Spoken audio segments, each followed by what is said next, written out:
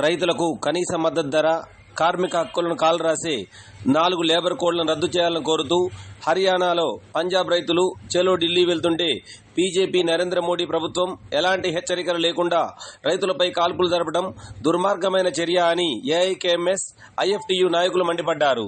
ఈ కాల్పుల్లో శుభకరణ్ సింగ్ అనే 24 ఏళ్ల యువకుడు మరణించాడని, కాల్పులు నిరసిస్తూ ఎస్కేఎం, విప్లవ కార్మిక సంఘాలు ఇచ్చిన పిలుపు మేరకు ఆదివారం బుర్గంపాడు మండలం లక్ష్మీపురంలో నల్ల జెండాలతో నిరసన కార్యక్రమం నిర్వహించారు.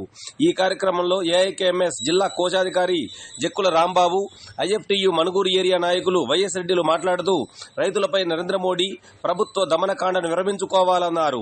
రైతులకు మద్దతు ధర ఇవ్వకుండా వ్యవసాయ రంగాన్ని మొత్తం కార్పొరేట్ శక్తుల కోసం దారాదత్తం చేస్తున్నారని మండిపడ్డారు. రైతులకు నష్టం చేసే విధంగా నల్ల చట్టాలను బీజేపీ ప్రభుత్వం తీసుకువచ్చి రైతులను తీవ్ర ఇబ్బందులు గురిచేస్తుందన్నారు. ఇప్పటికైనా బీజేపీ ప్రభుత్వం కళ్లు తెరియాలని, లేకపోతే ప్రజాక్షేత్రంలో వారికి ఓటమి తప్పదని ఈ సందర్భంగా వారు మండిపడ్డారు. మరణించిన రైతు కుటుంబానికి ₹1 ఎక్స్గ్రేషియా ప్రకటించాలని ఈ సందర్భంగా వారు డిమాండ్ చేశారు. ఈ కార్యక్రమంలో రామకృష్ణ, రాము, మధు, వినోద్, రాములు, రమేష్, తరుణ్, పవన్, సుక్కమ్మ, శ్రీనివాస్, మల్లయ్య తదితరులు పాల్గొన్నారు. అనంతరం వారి మాటల్లో విందాం.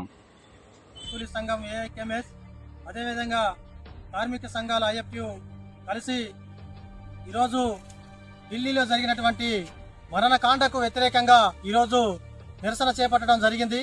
ముఖ్య ఉద్దేశం, ఢిల్లీలో నరేంద్ర మోడీ ప్రభుత్వం బుల్లెట్ల వర్షం కురిపించి ఒక రైతుని అమాయకంగా పట్టణ పెట్టుకుంది.